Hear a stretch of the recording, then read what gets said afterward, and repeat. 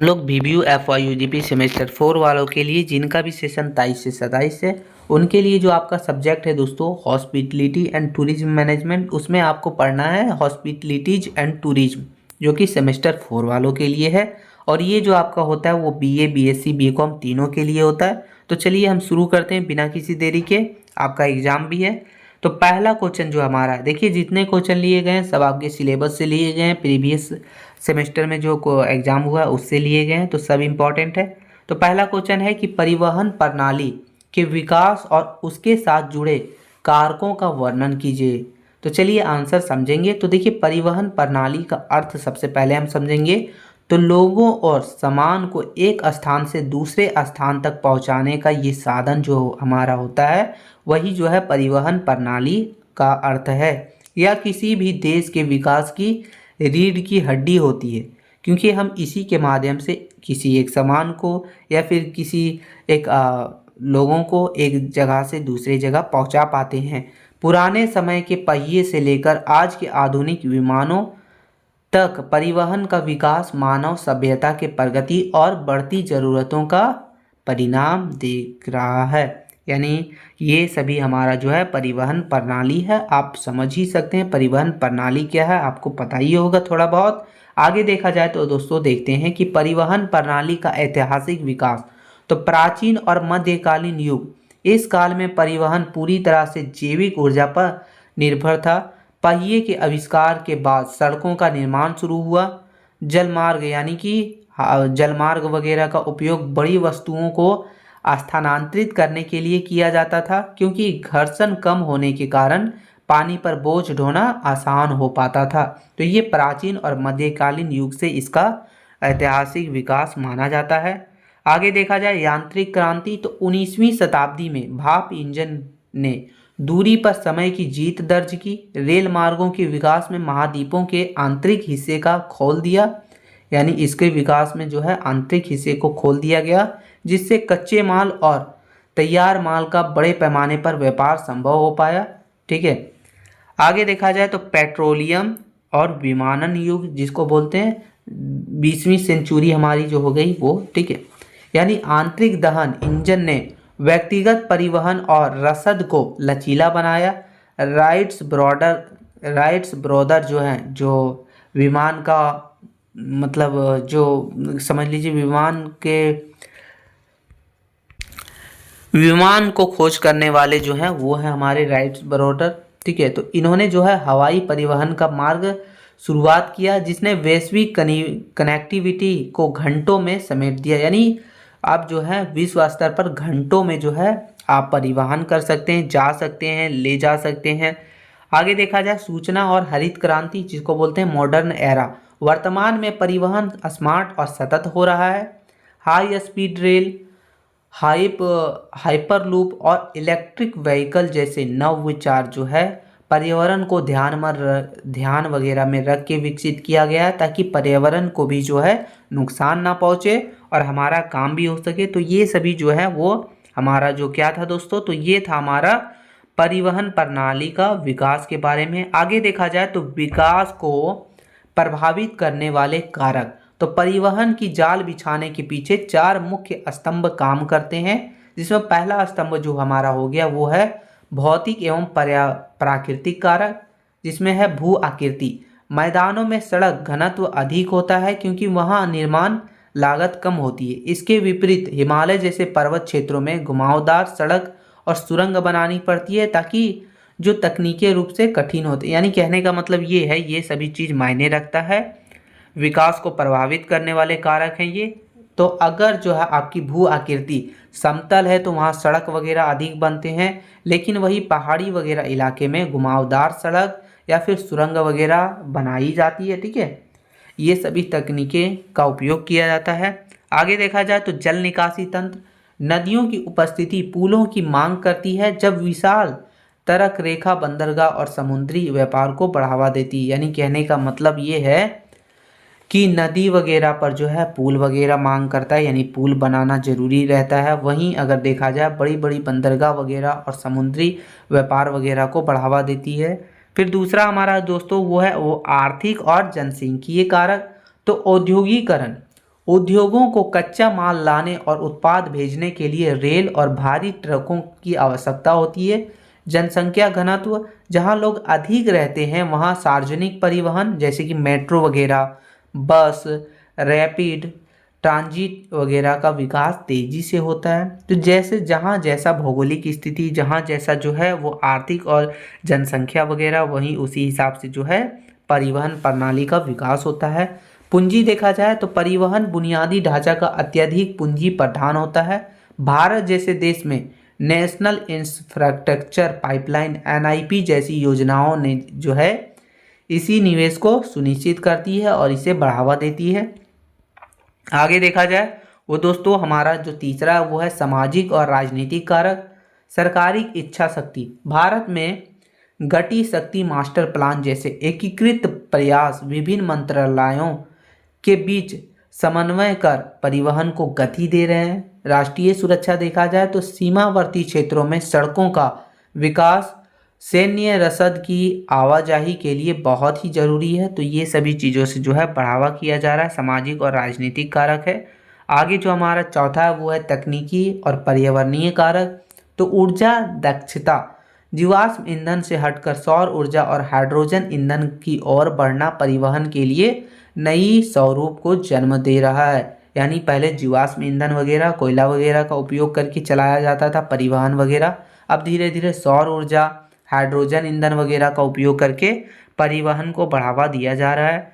डिजिटलीकरण, जिसमें GPS, RFID और रसद प्रबंधन सॉफ्टवेयर ने परिवहन की दक्षता में 20 से 30% वृद्धि की है। तो ये सभी था। निष्कर्ष देख लेते हैं। तो लिखा है दोस्तों कि परिवहन प्रणाली का विकास सीधे तौर पर किसी भी राष्ट्र के सकल घरेलू उत्पाद यानी जीडीपी से जुड़ा होता है। जैसे जैसे तकनीक उन्नत होती है, परिवहन न केवल तेज बल्कि अधिक सुरक्षित और पर्यावरणीय अनुकूल होते जा रहा है। तो ये था हमारा परिवहन प्रणाली के विकास वगैरह के बारे में। आगे क्वेश्चन नंबर दूसरा है दोस्तों, बहुत ही इंपॉर्टेंट है कि पर्यावरण में परिवहन की भूमिका का वर्णन कीजिए। पर्यटन में परिवहन की भूमिका, यानी पर्यटन आप टूरिज्म वगैरह के लिए जाते हैं, टूरिस्ट वगैरह बन के टूरिज्म वगैरह के लिए जाते हैं, तो उसमें जो है परिवहन की क्या भूमिका रहती है वो देखना है। तो चलिए आंसर समझेंगे। आंसर है दोस्तों कि परिवहन को पर्यटन उद्योग की लाइफ लाइन कहा जाता है। क्या कहा जाता है? Life line. यानी परिवहन जो है वो पर्यटन उद्योग की लाइफ लाइन है। यह पर्यटन के उत्पत्ति स्थल और आपका डेस्टिनी स्थल, यानी जहाँ से उत्पत्ति स्थल और आपको जहाँ जाना है, ये सभी जगहों के बीच एक भौतिक कड़ी का काम करता है। यदि परिवहन नेटवर्क कमजोर है तो पर्यटक स्थल यानी पर्यटन स्थल का रुक जाता है। समझे? तो ये था दोस्तों, यानी कहने का मतलब ये है पर्यटन परिवहन पर ही निर्भर रहता है पूरी तरीका से।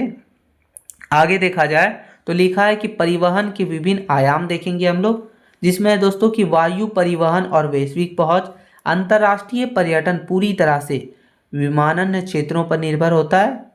बड़े हवाई अड्डे का विकास, एयरलाइन इंडिया जैसी एयरलाइंस की वैश्विक पहुंच विदेशी मुद्रा अर्जित करने में मदद करती है। यानी विदेशों से जो कमाई होता है उसे विदेशी मुद्रा जो है अर्जित करने में बहुत बड़ी मदद निभाती है, भूमिका निभाती है। बिजनेस टूरिज्म और कॉन्फ्रेंस टूरिज्म के लिए हवाई मार्ग बहुत ही जरूरी है, क्योंकि यहाँ समय पर अत्यधिक महत्व होता है, समय का अत्यधिक महत्व होता है और कम समय में जो है ये पूरा करने में कामयाब होती है आपका जो है वो विमान वगैरह। आगे देखा जाए दोस्तों वो है रेलवे और जन पर्यटन। भारतीय रेलवे दुनिया का सबसे बड़े नेटवर्क में से एक है।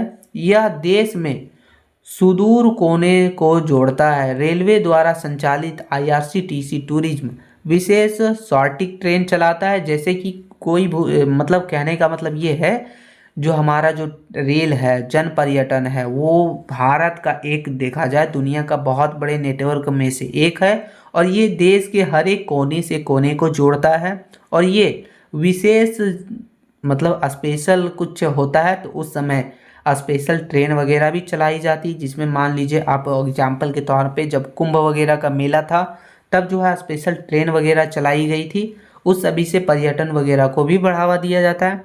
आगे देखा जाए सड़क नेटवर्क और लचीलापन। तो सड़कें पर्यटकों को वह स्वतंत्रता देती है कि रेल या हवाई मार्ग नहीं दे पाता। यानी सड़क वह फ्रीडम देती है जो रेल या फिर हवाई नहीं दे पाता है। हाईवे वगैरह पर बने मोटेल, ढाबे और विश्राम स्थल सड़क पर्यटन को बहुत ही सुगम बनाती, आसान बनाती है। भारत में NHAI द्वारा निर्मित एक्सप्रेसवे ने सप्ताहांत पर्यटन यानी वीकेंड टूरिज्म वगैरह की संस्कृति को जन्म दिया है। यानी सड़क परिवहन के माध्यम से, सड़क के माध्यम से क्या करते हैं लोग, बीच में रुकते हैं मोटेल में, होटल में और विश्राम स्थल वगैरह में जाके आप अच्छे से जो है पर्यटन का मजा ले पाते हैं। बहुत ही सुगम, आसान बनता है। आगे है दोस्तों जलमार्ग और विलासिता। तो नदी और समुद्री पर्यटन एक प्रीमियम श्रेणी है। यह न केवल एक परिवहन है बल्कि फ्लोटिंग होटल का अनुभव है। गंगा और ब्रह्मपुत्र जैसी नदियों में रिवर क्रूज का विकास भारत के अंतर्देशीय पर्यटन को एक नई दिशा दे रही है। तो ये हमारा जलमार्ग और लग्जरी वगैरह जीवन इसमें होता है, यानी बड़ा सा जहाज, इसमें हर एक चीज़ सुविधाएं होती है। आगे दोस्तों पर्यटन के बुनियादी ढांचे पर प्रभाव। तो परिवहन का विकास केवल सड़क तक लिमिट नहीं है बल्कि यह पूरे क्षेत्र के ढांचे को बदल देता है। हब और स्पोक मॉडल, बड़े शहर जिसे हब बोलते हैं और छोटे पर्यटक केंद्र जिसको स्पोक से ये जोड़ने का काम करता है। फिर है अंतिम छोर तक कनेक्टिविटी। ई रिक्शा, स्थानीय बस और टैक्सी सेवाएं पर्यटकों को होटल से सीधे स्मारक या फिर स्थल तक पहुंचाने वगैरह का काम करती है, डायरेक्ट पर्यटक स्थल तक पहुंचाने का काम करती है। आगे है सूचना प्रणाली। आधुनिक बसें और ट्रेनों में GPS, रियल टाइम ट्रैकिंग और डिजिटल डिस्प्ले पर्यटक की यात्रा को और भी सुरक्षित और तनाव मुक्त बनाते हैं। उन्हें पता चल पाता है हम कहाँ तक पहुँचें, कितना देर और लगेगा। तो ये सब चीज़ें। आगे देखा जाए तो आर्थिक प्रभाव का विस्तार, स्थानीय अर्थव्यवस्था का सुदृढ़ीकरण। तो जब एक नया एयरपोर्ट या फिर रेलवे स्टेशन बनता है तो आसपास की ज़मीन की कीमतें बढ़ती है और स्थानीय लोगों को टैक्सी, रेंटल, गैरेज और पार्किंग जैसे नई व्यापार वगैरह का भी अवसर मिलता है। यानी आर्थिक प्रभाव भी इसमें बढ़ता है, आर्थिक दृष्टि से भी ये अच्छा है। देखा जाए लागत प्रबंधन, परिवहन की दक्षता पर्यटन पैकेज की कीमत तय करती है। कम लागत वाला परिवहन अधिक पर्यटकों को आकर्षित करता है। यानी सस्ता जो परिवहन होता है वो अधिक पर्यटक उसको मतलब वहीं जाना पसंद करते हैं, अट्रैक्ट करता है खुद को। फिर आगे है सामाजिक और सांस्कृतिक विनिमय। परिवहन विभिन्न संस्कृतियों के बीच सेतु का काम करता है। जब उत्तर भारत का पर्यटक दक्षिण भारत की ट्रेनों और बसों की यात्रा करता है तो न केवल एक स्थल दिखता है बल्कि भाषा, भोजन और परंपरा वगैरह का भी आदान प्रदान होता है। यह एक राष्ट्रीय एकता के लिए बहुत महत्वपूर्ण है। यानी अगर देखा जाए तो सामाजिक और सांस्कृतिक स्थिति से भी जो हमारा पर्यटन होता है वो बहुत ही महत्वपूर्ण होता है, क्योंकि इसके माध्यम से हम जो है सिर्फ पर्यटन स्थल नहीं देखते हैं, यात्रा नहीं करते हैं, बल्कि वहाँ देखते हैं कई अलग अलग भाषा देखते हैं, अलग अलग तरह के पकवान देखते हैं, अलग अलग तरह की परंपराएं वगैरह। तो ये सभी के माध्यम से राष्ट्रीय एकता वगैरह भी बहुत ज़्यादा मजबूत होती है। आगे देखें तो पर्यावरणीय और भविष्य की चुनौतियाँ। तो पर्यटन में परिवहन की भूमिका अब हरित परिवहन की ओर बढ़ रही है, जिसमें इको टूरिज्म वगैरह, संवेदनशील क्षेत्र जैसे कि राष्ट्रीय उद्यान वगैरह, इलेक्ट्रिक वाहनों का उपयोग बहुत ही ज़्यादा अनिवार्य कर रहा है ताकि वन्य जीव और फिर पर्यावरण वगैरह को नुकसान ना पहुंच सके। यानी इको टूरिज्म को बढ़ावा दिया जा रहा है। फिर आगे दोस्तों भीड़ प्रबंधन, प्रसिद्ध स्थलों पर रोपवे और केबल कार के माध्यम से ट्रैफिक को नियंत्रित किया जा रहा है। तो ये सभी चीज़ें हैं। चलिए निष्कर्ष देखते हैं। तो लिखा है दोस्तों कि परिवहन और पर्यटन एक दूसरे के पूरक हैं। परिवहन वह आधार है जो किसी सुंदर स्थल को एक सफल पर्यटक केंद्र बनाता है। यदि परिवहन सुरक्षित और सुलभ और सस्ता हो तो पर्यटन उद्योग न केवल तेजी से फलता फूलता है बल्कि स्थानीय लोगों को रोजगार और देश को आर्थिक मजबूती भी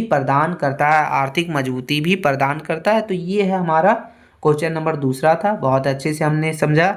अब क्वेश्चन नंबर तीसरा है दोस्तों। क्वेश्चन नंबर तीसरा है कि टिकट बुकिंग वीजा प्रक्रिया और टूर पैकेज निर्माण में टूर एजेंसियों की भूमिका पर प्रकाश डालिए। तो ये बहुत ही इंपॉर्टेंट क्वेश्चन है। तो आपको टूर एजेंसी की भूमिका से रिलेटेड अगर पूछ लिया जाए आपको यही लिखना है। तो चलिए हम शुरू करते हैं, अच्छे से समझेंगे। बोला कि टूर एजेंसियों एक ऐसे यात्री या फिर उसकी मंजिल के बीच एक पुल का काम करती है। यानी टूर एजेंसी जो होती है वो हमारा जो है वो पर्यटक स्थल से लेके हर चीज़ हमारा काम, यानी पर्यटक स्थल तक पहुंचाने का काम करती। यानी एक यात्री और उसकी मंजिल के बीच पुल का काम करती, ले जाने का काम करती। इसका मुख्य काम जो है वो टिकट बुक करना, वीज़ा बनवाना, ठहरने घूमने का पूरा पैकेज वगैरह तैयार करना, या यदि ताकि यात्री बिना किसी परेशानी के यात्रा कर पाएँ और आनंद ले सकें। तो ये सभी काम है टूर एजेंसियों का। यानी टिकट बुक करना, वीज़ा बनवाना, ठहरने घूमने का पूरा पैकेज तैयार करना, ताकि बिना किसी परेशानी के यात्री जो है वो पर्यटक स्थल घूम सके। देखिए आगे देखेंगे टिकट बुकिंग में इनकी क्या भूमिका वो देखेंगे। तो टिकट बुकिंग जो है वो यात्रा का पहला और सबसे महत्वपूर्ण चरण होता है। एजेंसियां जो है यहाँ तकनीकी और व्यावसायिक विशेषज्ञता लाती है, जिसमें इन्वेंट्री तक पहुँच, यानी एजेंसियां जो है जिसको ग्लोबल डिस्ट्रीब्यूशन सिस्टम GDS का उपयोग करती है, जिससे उसे दुनिया भर की उड़ानें और ट्रेनों का रियल टाइम उपलब्धता पता चल पाता है। यानी कितने सीट वगैरह बाकी है वो पता चल पाता है। फिर आगे है लागत दक्षता। एयरलाइंस अक्सर ट्रेवल एजेंटों को विशेष कॉन्सिडरेटर रेट्स देती है जो आम जनता को सीधे उपलब्ध नहीं होती। इससे यात्री को सस्ता टिकट मिल पाता है। यानी ये दिया जाता है टूर एजेंसियों को, और ये टूर एजेंसी जो है वो यात्रियों को सस्ता टिकट देने में भूमिका निभाती है। आगे है जटिल यात्रा कार्यक्रम। यदि किसी यात्रा में कई देश या फिर शहरों का ठहराव वगैरह शामिल है, तो एजेंसियां सबसे कम समय और कम कीमत वाला रूट मैप तैयार करती है, ताकि आप जो है सस्ता में जो है पर्यटन या फिर यात्रा कर पाएँ। आगे है सहायक सेवाएं। वेब चेन ईट, सीट चयन और अतिरिक्त सामान की बुकिंग जैसे की प्रक्रिया भी एजेंसियां ही संभालती है। तो ये सभी टिकट बुकिंग में जो है वो एजेंसियों की भूमिका है। आगे देखिए वीज़ा प्रक्रिया में भूमिका क्या है एजेंट की, तो वो देखेंगे। तो वीज़ा प्रक्रिया अक्सर यात्रियों के लिए सबसे अधिक तनावपूर्ण होता है, क्योंकि इसमें नियम वगैरह की बारीकियां और कानूनी औपचारिकताओं शामिल होती है। तो इसका परामर्श और मार्गदर्शन एजेंसियां यात्रियों के प्रोफाइल के आधार पर सही वीज़ा श्रेणी चुनने में मदद करती है। फिर क्या करता है त्रुटिहीन दस्तावेजीकरण, यानी वीज़ा अस्वीकार यानी रिजेक्ट वगैरह का सबसे बड़ा कारण क्या होता है, तो गलत दस्तावेज होता है। तो VFS ग्लोबल जैसी संस्थाओं के साथ समन्वय कर एजेंसियां यह सुनिश्चित करती है कि फॉर्म और जो सहायक दस्तावेज है, यानी जो सपोर्ट डॉक्यूमेंट्स वगैरह हैं, वो दूतावास के मानकों का अनुरूप हो, यानी सही है या नहीं है, उन सभी चीज़ों को देखती है। ठीक है। फिर आगे है ट्रैकिंग और फॉलोअप। आवेदन जमा करने से लेकर पासपोर्ट वापस मिलने तक की पूरी प्रक्रिया को ट्रैक करना और किसी भी पूछताछ का जवाब देना एजेंसियों की ही जिम्मेदारी होती है। तो ये हमारा था वीज़ा की प्रक्रिया में इनकी भूमिका। फिर है टूर पैकेज निर्माण में भूमिका क्या है इनका, तो वो देखेंगे। तो यह एक टूर एजेंसी का सबसे रचनात्मक भूमिका होती है, जहां वे अलग अलग सेवाओं को जोड़कर एक उत्पाद बनाती है। इटिनेररी की योजना एजेंसियां यहाँ तय करती है कि किस दिन कहाँ घूमना है, ताकि समय भी ना बर्बाद हो, और इसमें दार्शनिक स्थलों के खुलने बंद होने का समय भी ध्यान रखा जाता है। यानी एजेंसियां जो है वो यह तय करती है आपको कब वहाँ ले जाएंगे, हम कब आपको वहाँ जो है मतलब घुमाएंगे, यात्रा करवाएंगे। तो ये सभी चीज़ें। आगे है होटल और स्थानीय परिवहन का चयन। वे अपनी साख और पुराने अनुभव के आधार पर सुरक्षित और बेहतर होटलों का चयन करती है। साथ ही हवाई अड्डे से होटल तक ले जाने तक और शहर में घूमने के लिए वाहन वगैरह का भी व्यवस्था करवाती है। तो ये एजेंसियां कराती है, टूर एजेंसी करती है। आगे देखा जाए समावेशी मूल्य निर्धारण। एक पैकेज में भोजन, गाइड, प्रवेश शुल्क और सीमा वगैरह का यानी बीमा वगैरह को शामिल करके वे यात्री को एक फिक्स्ड बजट का आश्वासन देती है, यानी बजट देती है कि इसके अंदर आपको खाने का पैकेज मिलेगा, गाइड मिलेगा, एंट्री शुल्क मिलेगा, आपका जो है बीमा वगैरह मिलेगा। तो ये ऐसे करके वो फिक्स अमाउंट, फिक्स बजट वगैरह का आश्वासन देती है, जिससे यात्रा के दौरान अचानक होने वाले खर्चे से बचा जा सकता है, क्योंकि पहले पता रहता है हमें इतना के अंदर घुमा दिया जाएगा, बाकी हम कितना लेके चलें नहीं लेके चलें, तो इससे जो है खर्च वगैरह भी बच जाता है, पता चल जाता है। आगे है अनुकूलन। आधुनिक एजेंसियां जो है वो ग्राहक की रुचि के अनुसार पैकेज भी बदल देती है, तो ये होता है। आगे देखा जाए कि टूर एजेंसियों का महत्व क्या है, तो 24/7 यानी 24 घंटा 7 मिनट यानी 24 घंटा 7 दिन सहायता। यात्रा के दौरान किसी भी आपात स्थिति में एजेंसियां स्थानीय स्तर पर तुरंत मदद पहुंचाती है, तो ये काम करती है। फिर कानूनी सुरक्षा। आधिकारिक एजेंसियां सरकार के साथ पंजीकृत होती है, जिससे यात्री की धोखाधड़ी वगैरह से भी सुरक्षित मिलती है, तो ये होता है। निष्कर्ष देखा जाए तो लिखा गया है दोस्तों कि टूर एजेंसियां ज्ञान और संसाधनों का भंडार है। वे तकनीकी जटिलताओं को संभालकर यात्री को मानसिक शांति देती है और एक संरचित यात्रा कार्यक्रम के माध्यम से यात्रा को यादगार बनाने में भी काम करती है। तो ये सभी काम था, टूर एजेंसियों की क्या क्या भूमिका थी वो हमने देखा। अब क्वेश्चन नंबर 14 की ओर चलेंगे। क्वेश्चन नंबर 14 है कि विभिन्न प्रकार के आवासों का संक्षिप्त में वर्णन कीजिए, यानी जितने प्रकार का आवास होता है उन सभी के बारे में लिखना है आपको। तो चलिए आंसर देखते हैं। तो लिख रहा है कि पर्यटक उद्योग में आवास का अर्थ केवल एक कैमरा या फिर सिर्फ एक बिस्तर नहीं होता है, बल्कि यात्री के संपूर्ण अनुभव का आधार होता है। आवास के प्रकार यात्री के बजट, उद्देश्य और आपके डेस्टिनी के भौगोलिक स्थिति के आधार पर ये अलग अलग हो जाते हैं। तो ये कहने का मतलब ये है, जो आवास का मतलब सिर्फ समझ लीजिए एक कमरा या फिर बिस्तर नहीं होता, यानी पूरा अनुभव आपका होता है, ठीक है।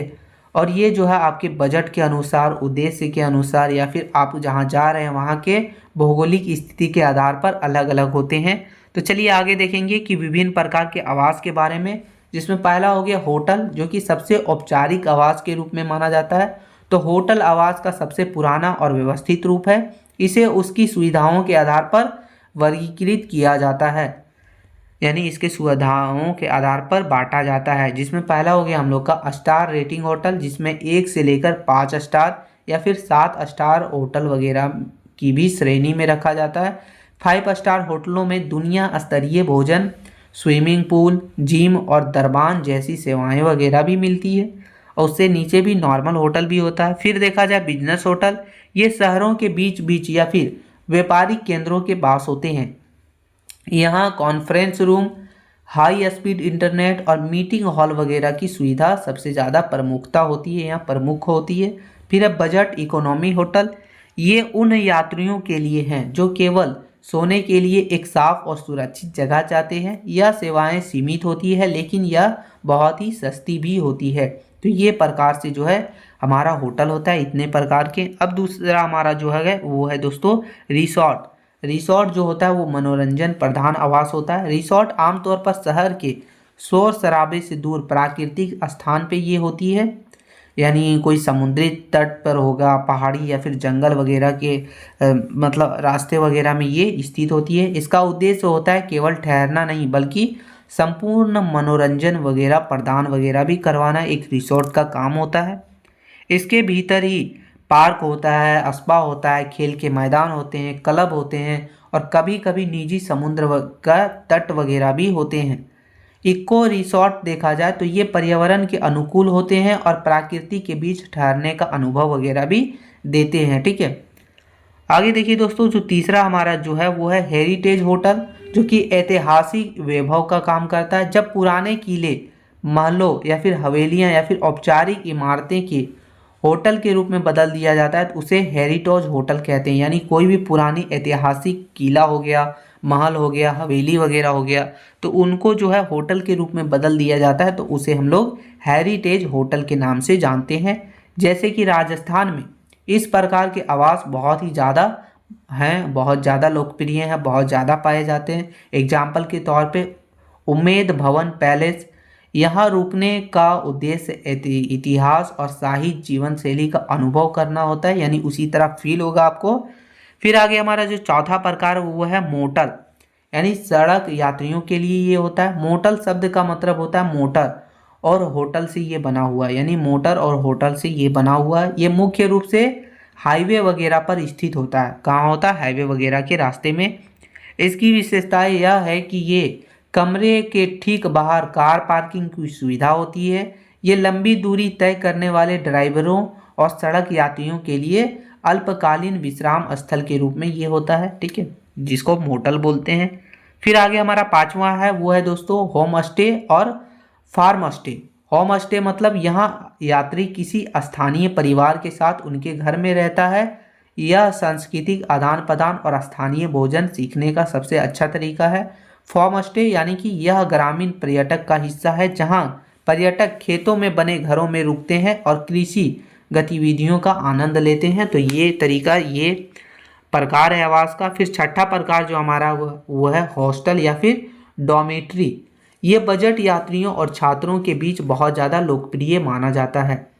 यहाँ व्यक्तिगत कमरे के बजाय एक बहुत बड़ा हॉल होता है और यहाँ कई बिस्तरें बिछाई होती, सब हॉल के जैसा सोते हैं, वहीं सुविधाएं मिलती है। इसमें बाथरूम, रसोई और बैठने की जगह जो है शेयर की जाती है, यानी एक ही बाथरूम होता है, यानी मतलब एक ही बाथरूम में बहुत सारे लोग, बल्कि नए लोगों से मिलने और एक सामाजिक मंच भी यहाँ होता है। ये सस्ता भी होता है। फिर सातवां जो हमारा प्रकार है वो है पूरक, जिसको वैकल्पिक आवास भी बोलते हैं, जिसमें कैंपिंग हो गया, हाउस बोट हो गया। तो देखिए कैंपिंग देखते हैं, साहसिक पर्यटन के लिए टेंट या फिर तंबू में रहना, ये कैंपिंग कहलाता है। फिर है हाउस बोट, जो कि पानी पर तैरते घर। केरल के केटुवलम और कश्मीर की डल झील के शिकारे इसे प्रसिद्ध उदाहरण के तौर पर माना जाता है। यानी क्या होता है, पानी में ही जहाज के जैसा तैर रहा है, उसी में घर जैसा बना होता है, तो ये होता है हाउस बोट। फिर है धर्मशाला, धार्मिक यात्रियों के लिए बहुत कम कीमत पर उपलब्ध सामाजिक या धार्मिक संस्थाओं द्वारा संचालित आवास होता है ये, जिसे हम लोग धर्मशाला के नाम से जानते हैं। फिर आठवां जो हमारा आवास का प्रकार है वो है अपार्टमेंट और विला। जो यात्री लंबे समय के लिए रुकना चाहते हैं या जो परिवार के साथ निजता चाहते हैं, वे इन्हें ही चुनते हैं, यानी किसे, अपार्टमेंट को चुनते हैं। या रसोई की सुविधा होती है ताकि यात्री अपना खाना स्वयं बना सके, जो पसंद है वो बना सकते। तो ये सभी आवास के प्रकार थे। निष्कर्ष देखते हैं तो लिखा है दोस्तों कि आवास का चयन न केवल यात्रा की लागत तय करती है, बल्कि यह यात्रियों के यादों पर भी गहरा प्रभाव डालता है। आधुनिक समय में सस्टेनेबल और यूनिक आवासों जैसे कि ट्री हाउस और बर्फ के इल्लू की मांग भी तेजी से बढ़ रही है। तो ये था विभिन्न प्रकार के आवासों के बारे में। अब देखते हैं क्वेश्चन नंबर 5वां जो है दोस्तों हमारा वो क्या है। बोल रहा है कि पर्यटक गाइड जो हमारा होता है, टूरिस्ट गाइड, उसकी क्या भूमिका होती है और एक अच्छे टूरिस्ट गाइड के गुणों और जिम्मेदारियों का वर्णन कीजिए। तो चलिए हम समझते हैं, बहुत ही इंपॉर्टेंट क्वेश्चन है ये। आंसर है दोस्तों कि पर्यटक गाइड वह व्यक्ति होता है जो पर्यटकों को किसी स्थान का भ्रमण कराता है और उन्हें उस स्थान के इतिहास, संस्कृति और महत्व के बारे में जानकारी देने का काम करता है। वह पर्यटक और आपका जो डेस्टिनेशन है उसके बीच के पुल का काम करता है। यानी जो टूरिस्ट गाइड होता है वो एक व्यक्ति होता है और वो काम क्या करता है, वो भ्रमण यानी घुमाने का काम करता है, वहाँ की इतिहास बताने का काम करता है, वहाँ की संस्कृति वगैरह बताने का काम करता है, वहाँ के महत्व के बारे में जानकारी देता है और घूमने वगैरह में भी मदद करता है। तो ये पर्यटक गाइड की गाइड होता है। ठीक है, आगे देखेंगे इसकी भूमिका, यानी कि पर्यटक गाइड की भूमिका क्या होती है। तो एक गाइड की भूमिका बहुत बहुयामी होती है, जिसमें पहला हो गया सूचना प्रदाता। वह किसी स्मारक या फिर स्थान के बारे में वह जानकारी देता है जो किताबों में आसानी से नहीं मिल पाती, वैसा जानकारी वो देता है। फिर प्रबंधक के रूप में ये काम करता है। वह यात्रा के दौरान समय प्रबंध करता है ताकि पर्यटक कम समय में ज़्यादा चीज़ें देख सके। फिर है सुरक्षा गार्ड। अपरिचित स्थान पर पर्यटकों को ठगी, भीड़ और असुरक्षित इलाकों से बचाना उसका मुख्य भूमिका होता है टूरिस्ट गाइड का। फिर दूत का काम करता है, वह अपने देश या फिर शहर की संस्कृति का प्रतिनिधित्व करता है। उसकी बातों से पर्यटक देश की छवि बनता है। यानी कहने का मतलब ये है कि मान लीजिए कि अमेरिका से इंडिया कोई घूमने आया है, ताजमहल चल गया, तो वहाँ का जो टूरिस्ट होता है वो वहाँ के बारे में, वहाँ का इतिहास वगैरह बताता है, ताकि हमारा देश की संस्कृति वगैरह और हमारा देश का पर्यटक यानी उसकी बातों से जो है देश की छवि वगैरह भी बनने का काम करता है। तो ये सभी रहती है उसकी भूमिका। अब देखेंगे हम लोग एक अच्छे गाइड का गुण क्या रहता है। यानी एक अच्छे हमारा जो गाइड होता है, टूरिस्ट गाइड होता है, उसके अंदर क्या क्या गुण होनी चाहिए। तो उसके अंदर निम्नलिखित गुण होनी चाहिए, जो कि पहला हो गया प्रभावी संचार। यानी एक गाइड को अपनी बात सरल और रोचक तरीके से कहनी आनी चाहिए। यानी एक प्रभावी संचार उन्हें आनी चाहिए। वो अपनी बात को बहुत ही सिंपल तरीके से और बहुत ही रोचक तरीके से सामने वाला को समझा सके। उसकी आवाज़ स्पष्ट और भाषा पर पकड़ होनी चाहिए।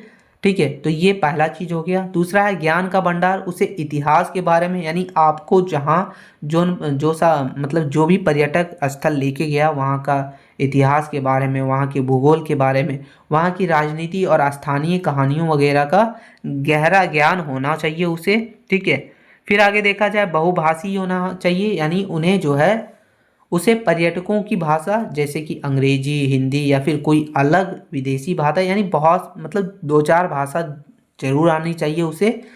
उन सभी भाषाओं का अच्छा ज्ञान होना चाहिए। फिर है मिलनसार व्यवहार। उसे हमेशा मुस्कुराते हुए और स्वागत करने वाला स्वभाव का होना चाहिए। ठीक है, मिलनसार व्यवहार का वो होना चाहिए। आगे है समय का पाबंद। पर्यटकों का समय कीमती होता है, इसलिए गाइड को हमेशा समय पर उपस्थित होना चाहिए। तो ये सभी काम होता है ये एक अच्छे पर्यटक के गुण। आगे देखा जाए संकट प्रबंधन। यानी अगर कोई पर्यटक बीमार हो जाए या रास्ता भटक जाए तो गाइड को शांत रहकर स्थिति संभालनी आनी चाहिए। तो ये सभी एक अच्छे जो है हमारा गाइड का काम है। फिर देखा जाए पर्यटन गाइड की जिम्मेदारियां देखेंगे। यानी एक अच्छे पर्यटक गाइड की जिम्मेदारियां, तो गाइड के कंधे पर कई महत्वपूर्ण जिम्मेदारियां होती है। सत्य जानकारी देना। उसे कभी भी गलत या झूठा इतिहास नहीं बताना चाहिए। जानकारी हमेशा प्रमाणित होनी चाहिए, सत्य होनी चाहिए। तो ये जिम्मेदारियां होती है पर्यटन गाइड की। फिर है पर्यटकों की सुरक्षा। पर्यटकों के सामान और उसकी शारीरिक सुरक्षा सुनिश्चित करना उसकी पहली जिम्मेदारी होती है। फिर नियम वगैरह का पालन। स्मारकों के भीतर फोटोग्राफी, शोर या फिर कचरा ना फैलाने के नियम वगैरह का पालन करवाना भी जो है वो पर्यटक गाइड का ही काम होता है। ठीक है, आगे देखिए ईमानदारी। पर्यटकों को खरीदारी के लिए सही सलाह देना और उसे ठगे जाने से बचाना। तो ये सभी काम एक पर्यटन गाइड का होता है। फिर प्राथमिक चिकित्सा। छोटी मोटी चोट लगे या फिर तबीयत बिगड़ने पर शुरुआती इलाज की जानकारी रखना चाहिए उसे, फर्स्ट एड का। तो ये सभी जो है जिम्मेदारी होती है। आगे देखेंगे पर्यटन गाइड की महत्व क्या होता है। तो पर्यटन गाइड केवल रास्ता नहीं दिखाता बल्कि वह अनुभव बेचता है। एक अच्छा गाइड किसी साधारण सी दिखने वाली इमारत को भी अपनी कहानियों से यादगार बना देता है। इससे पर्यटक उद्योग को बढ़ावा मिलता है और पर्यटक दोबारा उस स्थान पर जाने की इच्छा रखते हैं। तो ये एक पर्यटन गाइड का काम होता है, पर्यटन गाइड का महत्व होता है। निष्कर्ष देखा जाए तो लिखा है दोस्तों कि एक पर्यटन गाइड पर्यटन उद्योग की रीढ़ है। वह एक शिक्षक, एक दोस्त और एक रक्षक की भूमिका निभाता है। यदि गाइड पेशेवर और शिक्षित है तो वह देश के पर्यटन राजस्व और सम्मान दोनों को बढ़ा सकता है। तो ये सभी काम था हमारा पर्यटन गाइड का, कैसे काम करता है उसकी भूमिका के बारे में और एक अच्छे पर्यटन की गुण वगैरह के बारे में हमने देखा। अब क्वेश्चन नंबर 6 देखेंगे। क्वेश्चन नंबर 6 है दोस्तों कि राष्ट्रीय और अंतर्राष्ट्रीय पर्यटन संगठनों की भूमिका का वर्णन कीजिए। तो चलिए समझेंगे। तो पर्यटन वर्तमान में विश्व की सबसे बड़ी और तेजी से बढ़ती आर्थिक गतिविधियों में से एक है। यह केवल मनोरंजन का साधन नहीं है बल्कि रोजगार सृजन, विदेशी मुद्रा अर्जन और सांस्कृतिक विनिमय का एक बहुत ही बड़ा माध्यम है। पर्यटन क्षेत्र की जटिलताओं को प्रबंधित करने, इसके सतत विकास को सुनिश्चित करने और वैश्विक मानकों को स्थापित करने के लिए विभिन्न राष्ट्रीय और अंतर्राष्ट्रीय संगठनों की भूमिका अत्यंत महत्वपूर्ण होती है। यानी कहने का मतलब ये है, जो हमारा पर्यटन है वो आज के समय में विश्व का सबसे बड़ी और तेजी से फैलने वाला आर्थिक गतिविधियों में से एक है। यह केवल मनोरंजन का साधन नहीं है, बल्कि ये जो है रोजगार का सृजन करता है, विदेशी मुद्रा जो है वो अर्जन करने का काम करता है, सांस्कृतिक वगैरह को अपना जो है बढ़ावा देता है। पर्यटन क्षेत्र में जो है जितनी भी जटिलताएं वगैरह आती है, जो भी सतत विकास को वगैरह को बढ़ावा देने का काम या फिर जो भी नियम वगैरह बनाए जाते हैं, उसके लिए जो है राष्ट्रीय और अंतर्राष्ट्रीय संगठन वगैरह की भूमिका बहुत ही जरूरी मानी जाती है, बहुत ही महत्वपूर्ण मानी जाती है। आगे देखेंगे अंतर्राष्ट्रीय पर्यटन संगठनों की भूमिका। तो ये संगठन विश्व स्तर पर देशों के बीच समन्वय स्थापित करते हैं और पर्यटन को एक वैश्विक शांति और समृद्धि के रोजगार के रूप में विकसित करते हैं। कौन कौन से हैं वो देखेंगे। तो देखिए यहाँ है यूएन टूरिज्म, जो कि है संयुक्त राष्ट्र पर्यटन। पूर्व में पहले इसका नाम था UNWTO। इसका वैश्विक नेतृत्व देखा जाए तो यूएन टूरिज्म जिम्मेदार है और सतत पर्यटन के लिए वैश्विक नेतृत्व प्रदान ये करता है। इसका देखा जाए तो वैश्विक आचार संहिता या पर्यटन के लिए वैश्विक आचार संहिता लागू करता है, ताकि पर्यटन के लाभों को अधिकतम और संभावित नकारात्मक प्रभावों को कम किया जा सके। यानी उसे जो है पर्यटन को बढ़ावा दिया जा सके, लाभ को अधिकतम किया जा सके और जो भी नकारात्मक प्रभाव है उसे कम किया जा सके। फिर है बाजार वगैरह का ज्ञान और अनुसंधान।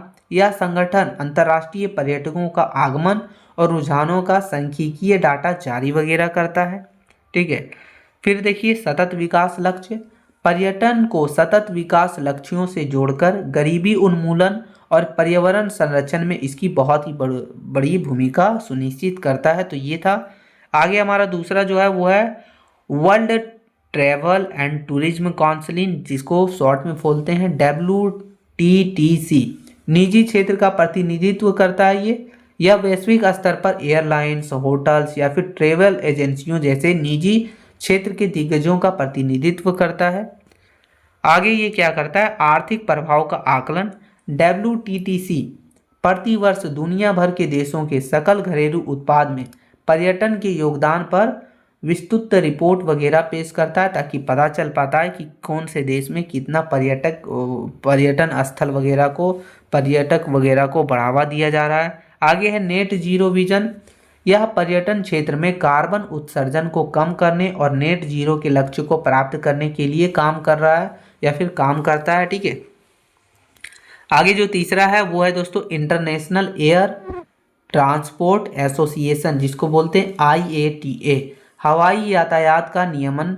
IATA टिकटों की कीमतें, सामान की जांच और अन्य हवाई दस्तावेजों का मानकीकरण करने का काम करता है ये। तो ये हमारा था अंतर्राष्ट्रीय पर्यटन संगठनों के बारे में, जितने भी संगठन थे वो देखिए। अब देखेंगे राष्ट्रीय पर्यटन संगठनों की भूमिका। तो ये देखिए प्रत्येक देश का अपना विशिष्ट संगठन होता है। तो हम भारत का देखेंगे तो भारत का जो है वो है पर्यटन मंत्रालय, जो उस राष्ट्र की सीमाओं के भीतर पर्यटन के विकास के लिए उत्तरदायित्व होता है। तो भारत का पर्यटन मंत्रालय, जिसका नियम देखिए तो नीति निर्धारण। भारत का पर्यटन मंत्रालय देश में पर्यटन के विकास के लिए राष्ट्रीय नीतियां वगैरह निर्माण करता है। जैसे कि हाल ही में एक नियम बनाया गया था, राष्ट्रीय पर्यटन नीति 2022। फिर अब ब्रांडिंग और मार्केटिंग, अतुल्य भारत जैसे अभियानों के माध्यम से देश को अंतर्राष्ट्रीय मंच पर प्रचारित करना। तो ये सभी काम होता है यानी राष्ट्रीय संगठन का। फिर आगे है बुनियादी ढांचा विकास। पर्यटन स्थलों पर सुविधाएं, सड़कों और विश्राम गृहों वगैरह का निर्माण करना। योजना, तो योजना में देखिए स्वदेश दर्शन और प्रसाद जैसी योजनाओं के माध्यम से धार्मिक और ऐतिहासिक स्थलों का कायाकल्प वगैरह करना भी इसी का काम है। फिर देखिए दूसरा जो हमारा है दोस्तों वो है इंडिया टूरिज्म डेवलपमेंट कॉरपोरेशन, जिसका शॉर्ट फॉर्म है ITDC। इसका वाणिज्य भूमिका क्या है, तो यह संगठन पर्यटन से संबंधित बुनियादी ढांचा, होटल और परिवहन सेवाओं वगैरह का प्रबंधन करने का काम करता है। तो ये था हमारा राष्ट्रीय संगठन के बारे में। अब देख लेते हैं दोस्तों, नीचे लिखा गया है कि संगठनों की भूमिका यानी महत्वपूर्ण काम और इसका उत्तरदायित्व क्या रहता है। तो इसका सबसे पहला जो रहता है वो है सतत पर्यटन।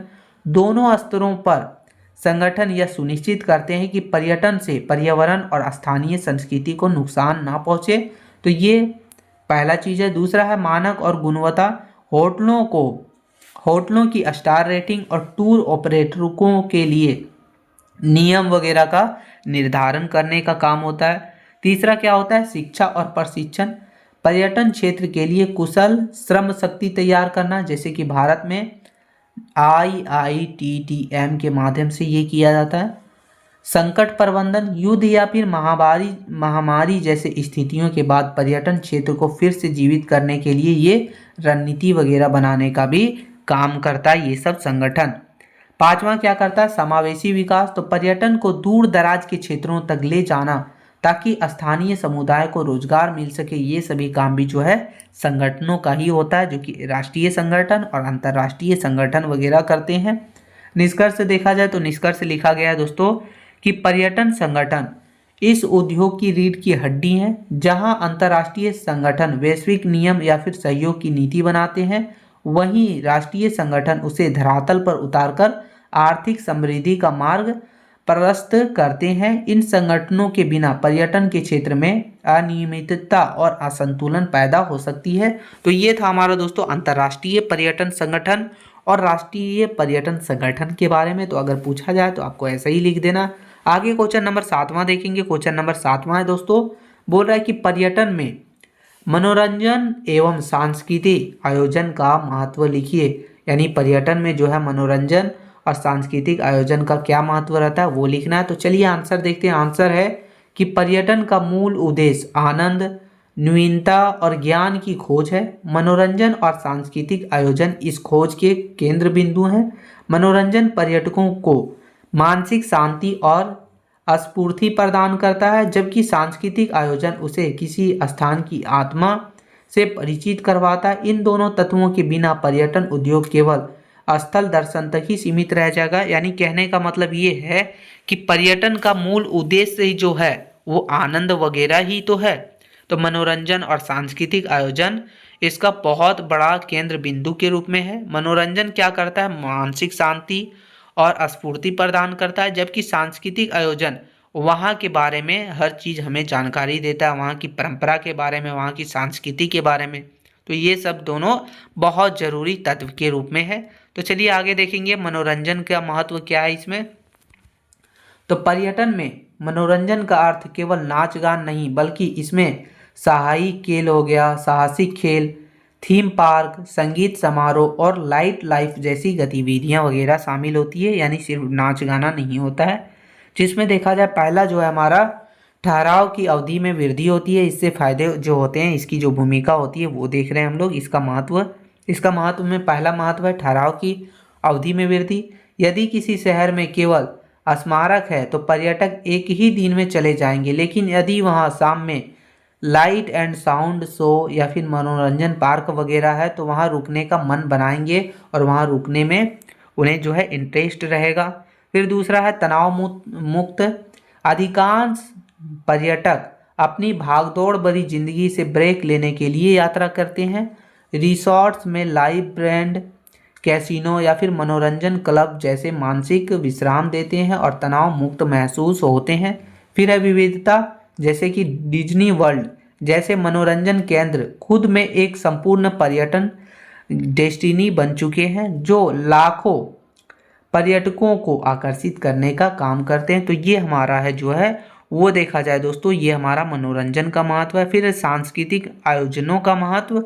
तो सांस्कृतिक आयोजन किसी क्षेत्र की पहचान होते हैं। इसमें मेला हो गया, त्यौहार हो गया, लोक नृत्य हो गया, संगीत उत्सव हो गया और धार्मिक जुलूस वगैरह शामिल होते हैं ये सांस्कृतिक आयोजन में। तो इसमें पहला जो महत्व है वो है विरासत का जीवंत प्रदर्शन।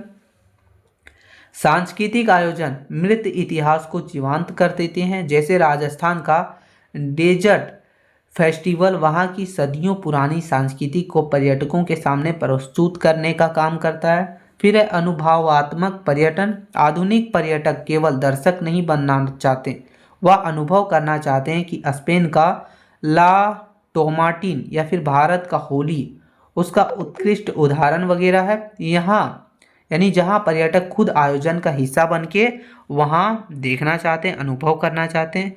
फिर आगे है सांस्कृतिक कूटनीति। बड़े आयोजन जैसे कि कुंभ मेला या फिर ब्राज़ील का रियो कार्निवल विश्व स्तर पर देश की छवि को बहुत ज़्यादा मजबूत करने का भी काम करता है। तो ये सांस्कृतिक आयोजन वगैरह का महत्व है। आगे देखा जाए तो इसी का ये दोनों का जो है वो आर्थिक और सांस्कृतिक यानी आर्थिक और सामाजिक प्रभाव क्या पड़ता है वो देखेंगे। तो स्थानीय रोजगार। आयोजनों के दौरान टेंट लगाने वाले से लेकर कलाकारों, सुरक्षा कर्मियों और गाइडों तक हजारों लोगों को अल्पकालीन रोजगार मिलता है, ये एक फायदा होता है। फिर दूसरा फायदा होता है हस्तशिल्प को बढ़ावा। सांस्कृतिक मेलों में स्थानीय हस्तशिल्प और कलाकृतियों की बिक्री बढ़ जाती है, जिससे ग्रामीण अर्थव्यवस्था का भी जो है बल मिलता है, उसमें भी जो है बहुत ही हेल्पफुल रहता है। फिर है विदेशी मुद्रा अर्जन। अंतर्राष्ट्रीय स्तर के संस्कृति उत्सव भारी मात्रा में विदेशी पर्यटकों को आकर्षित करते हैं और वहाँ से हमें जो है विदेशी मुद्रा का अर्जन होता है। फिर है सामुदायिक गर्व। जब किसी स्थानीय परंपरा को वैश्विक पहचान मिलती है तो स्थानीय समुदाय में उसकी संस्कृति के प्रति गर्व और संरक्षित करने की भावना जगती है। तो ये सभी जो है फायदे होते हैं, हमारा आर्थिक और सामाजिक प्रभाव पड़ता है। प्रमुख उदाहरण देखा जाए तो उदाहरण के तौर पर हमने जो लिया है वो हॉर्नबिल फेस्टिवल जो कि नागालैंड का है। यह उत्सव पूर्वोत्तर भारत की जनजातियों संस्कृति को प्रदर्शित करने का सबसे बड़ा मंच है, जिसने नागालैंड को वैश्विक पर्यटन मानचित्र पर खड़ा किया है। तो ये उदाहरण। दूसरा उदाहरण जो है हमारा दोस्तों वो सूरजकुंड शिल्प मेला जो कि हरियाणा में लगता है। यह हस्तशिल्प और सांस्कृतिक आयोजनों के संगम का बेहतरीन उदाहरण के तौर पर है। फिर तीसरा हमारा पुष्कर मेला। यह पशु व्यवहार या फिर धार्मिक संस्कृति का एक अनूठा मिश्रण है, जो फोटोग्राफी और संस्कृति प्रेमियों के लिए एक स्वर्ग के जैसा है। तो ये सभी हमने लिया है। निष्कर्ष देखा जाए तो लिखा गया है दोस्तों कि मनोरंजन और सांस्कृतिक आयोजन पर्यटक उद्योग के उत्प्रेरक हैं। यह न केवल पर्यटकों की संख्या बढ़ाते हैं बल्कि पर्यटक को सतत और सार्थक बनाते हैं। पर्यटन विकास के लिए आवश्यक है कि सरकारें इन योजनाओं यानी आयोजनों को आधुनिक सुविधाओं के साथ जोड़े, ताकि पर्यटकों को सुरक्षा और सुविधाओं के साथ साथ उत्कृष्ट अनुभव भी मिल सके। तो ये था दोस्तों कि पर्यटक में मनोरंजन और सांस्कृतिक आयोजन वगैरह की भूमिका के बारे में। अब क्वेश्चन नंबर 8वां देखते हैं। क्वेश्चन नंबर 8वां है, बोल रहा है कि इलेक्ट्रॉनिक एवं प्रिंट मीडिया द्वारा पर्यटन विपणन की प्रक्रिया एवं महत्व का वर्णन कीजिए। यानी इलेक्ट्रॉनिक और प्रिंट मीडिया के द्वारा जो हमारा पर्यटन मार्केटिंग होता है, टूरिज्म मार्केटिंग होता है, उसकी प्रक्रिया और उसके महत्व का वर्णन करना है। तो चलिए आंसर को समझने का प्रयास करेंगे। आंसर है दोस्तों कि पर्यटन विपणन यानी कि टूरिज्म मार्केटिंग का अर्थ होता है कि किसी भी गंतव्य या फिर सेवा को पर्यटकों के लिए आकर्षण बनाना, यानी उसे जो है आकर्षण बनाने का काम करता है, ये इसका अर्थ होता है। इलेक्ट्रॉनिक मीडिया जैसे कि टीवी, सोशल मीडिया अपनी दृश्य वगैरह की शक्ति से माध्यम से इच्छा जगाने का काम करता है, जबकि प्रिंट मीडिया अखबार, पत्रिका वगैरह के माध्यम से अपनी विश्वसनीयता के भरोसे यानी अपनी विश्वसनीयता से भरोसा दिलाने का काम करता है और इसे बढ़ावा देता है। वर्तमान युग में ये दोनों माध्यम मिलकर किसी भी पर्यटन स्थल की ब्रांडिंग, जागरूकता और आर्थिक विकास वगैरह में बहुत ही ज़्यादा भूमिका निभाते हैं। यानी कहने का मतलब ये है जो टूरिज्म मार्केटिंग जो हमारा है उसका मतलब होता है किसी भी पर्यटक स्थल को जो है एडवर्टाइजमेंट के द्वारा उसे बढ़ावा देना, आकर्षक बनाना। तो ये सभी चीज़ें ही पर्यटन विपणन कहलाता है। आगे देखेंगे, लिखा है दोस्तों कि इलेक्ट्रॉनिक मीडिया द्वारा पर्यटन विपणन क्या है। तो चलिए देखते हैं। तो इलेक्ट्रॉनिक मीडिया अपनी व्यापक पहुंच और दृश्यात्मक प्रभाव के कारण पर्यटन के लिए बहुत ही शक्तिशाली उपकरण के रूप में है। ठीक है, जिसमें पहला आता है हमारा टेलीविज़न यानी टीवी। तो डिस्कवरी या फिर नेशनल ज्योग्राफिक्स जैसे चैनलों पर दिखाए जाने वाला ट्रेवल शो और विज्ञापन दर्शकों के मन में उस स्थान पर जाने की इच्छा जगाता है। इंडिविजुअल इंडिया के टीवी विज्ञापनों ने भारत की वैश्विक छवि को बदला है। तो ये टेलीविज़न के माध्यम से उस जगह के दृश्य के माध्यम से दिखाया जाता है दर्शक को, ताकि उसके मन में वहाँ जाने की इच्छा जगती है। ठीक है, फिर आगे दूसरा हमारा सोशल मीडिया और ओटीटी के माध्यम से, यानी इंस्टाग्राम रील हो गया, यूट्यूब ब्लॉग्स हो गया या फिर फेसबुक मार्केटिंग वर्तमान में सबसे प्रभावी है। तो इन सभी के माध्यम से जो है पर्यटन स्थल को बढ़ावा दिया जाता है। इन्फ्लुएंसर्स के माध्यम से गतिविधियों का प्रचार वर्ड ऑफ माउंट की तरह काम करता है, यानी ये बहुत ही ज़्यादा लाभदायक माना जाता है। इन सभी के माध्यम से बढ़ावा दिया जाता है। फिर आगे है वेबसाइट और ऐप्स के माध्यम के, जैसे बहुत सारे वेबसाइट हैं जो आपको पर्यटन स्थल को जो है टूरिज्म मार्केटिंग वगैरह को बढ़ावा देता है। जैसे एग्जांपल के तौर पर मैक माई ट्रिप जैसे प्लेटफॉर्म बुकिंग से लेकर फीडबैक तक की पूरी प्रक्रिया को डिजिटल बनाकर विपणन करने में सहायक है ये। फिर रेडियो देखा जाए तो स्थानीय पर्यटन और रोड ट्रिप्स को बढ़ावा देने के लिए रेडियो जॉकिंग्स द्वारा किया गया प्रचार ग्रामीण और स्थानीय पर्यटकों को आकर्षित करने का काम करता है। तो ये हमारा था दोस्तों, ये हमारा है इलेक्ट्रॉनिक मीडिया द्वारा पर्यटन विपणन के बारे में। फिर हम लोग देखेंगे प्रिंट मीडिया द्वारा पर्यटन विपणन। तो भले ही डिजिटल युग है, लेकिन प्रिंट मीडिया का विश्वास जो है आज भी कायम है। विश्वास ज़्यादा इसी पर लोगों का है, जिसमें समाचार पत्र हो गया, तो सप्ताहांत पर आने वाला यानी वीकेंड पर आने वाला जो ट्रेवल सप्लीमेंट्स जो होता है उसमें विशिष्ट पैकेज और डिस्काउंट वगैरह की जानकारी देते हैं समाचार के माध्यम से। ठीक है, लोगों को उससे जानकारी मिलता है। फिर है पर्यटन पत्रिकाएं, लोनली प्लेनेट या फिर कैंडल नास्ट जैसी पत्रिकाएं उच्च स्तरीय पर्यटकों को लक्षित करती है, जिस इनके लेख और उच्च गुणवत्ता वाली तस्वीरें पाठकों को प्रेरित करती है, लोगों को वहां जाने की इच्छा जगती है। तो ये है। फिर है ब्रोशर और कैटलॉग, ट्रेवल एजेंसियों द्वारा बांटे गए ब्रोशर पर्यटकों को यात्रा कार्यक्रम समझने में मदद करता है। तो ये सभी जो हमारा था वो है दोस्तों प्रिंट मीडिया द्वारा पर्यटन मार्केटिंग यानी कि पर्यटन विपणन। आगे देखा जाए तो पर्यटन विपणन की प्रक्रिया कैसे होती है। तो मीडिया के माध्यम से विपणन एक चरणबद्ध प्रक्रिया है, जिसमें लक्ष्य निर्धारण यह तय करना होता है कि विपणन कैसे दिखाना है, यानी आपको जो है वो मतलब मार्केटिंग कैसे करना है, एड्स कैसे दिखाना है, तो ये तय करना होता है। फिर दूसरा क्या है, सामग्री निर्माण यानी कंटेंट क्रिएशन करना होता है, कंटेंट बनाना होता है, जिसमें आकर्षक फोटो बनाना होता है, वीडियो बनाना होता है और टैगलाइन वगैरह तैयार करना होता है, ताकि लोग जो है आकर्षित हों। फिर है माध्यम का चयन, बजट और दर्शकों के आधार पर टीवी, अखबार या फिर सोशल मीडिया को चुनना, यानी जिस आधार से आपका बजट है या फिर जिस आधार से आप कौन कौन दर्शक को दिखाना चाहते हैं, उसी ही आधार पर आपको टेलीविज़न, अखबार या फिर सोशल मीडिया का चयन करना होता है। फिर देखा जाए फीडबैक के तौर पर, तो ग्राहकों की प्रतिक्रिया और बुकिंग डेटा के आधार पर रणनीतियों में सुधार करना होता है। ठीक है, तो ये सभी हमारा जो तरीके हैं, ये सभी जो हमारा है वो पर्यटन विपणन का प्रक्रिया है। महत्व देखा जाए तो महत्व क्या है इसका वो देखेंगे, तो जागरूकता है, यानी अनछुए पर्यटन स्थलों को दुनिया के सामने लाने का काम करता है।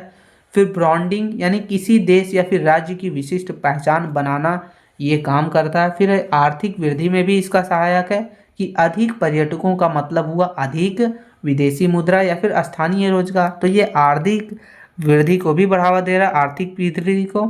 फिर है शिक्षित करना, मीडिया पर्यटकों को स्थानीय संस्कृति, शिष्टाचार और सुरक्षा नियमों के बारे में भी जानकारी देने का काम करता है। तो ये सभी काम करता है। तो ये हमारा था दोस्तों इलेक्ट्रॉनिक मीडिया के माध्यम से या फिर प्रिंट मीडिया के माध्यम से पर्यटन या फिर पर्यटक स्थल को बढ़ावा देना, पर्यटन स्थल को बढ़ावा देना या फिर उसमें भूमिका क्या रहती है वो। तो ये हमारा टोटल 8 ही प्रश्न था जो आपके subject hospitality and tourism management semester 4 वालों के लिए था। बस आपको यही 8 अगर अच्छे से आप कर लेते हैं तो आपका एग्जाम अच्छे से जाएगा। यही आपको 8 अच्छे से कर लेना है, ठीक है। ऑब्जेक्टिव भी करवाया जाएगा। बस ये वीडियो अगर हेल्पफुल लगा तो लाइक कर दीजिएगा, चैनल पर नए हैं सब्सक्राइब करके बेल आइकन को ऑन कर दीजिएगा। मिलते हैं नई वीडियो में दोस्तों, तब तक के लिए जय हिंद मित्रों।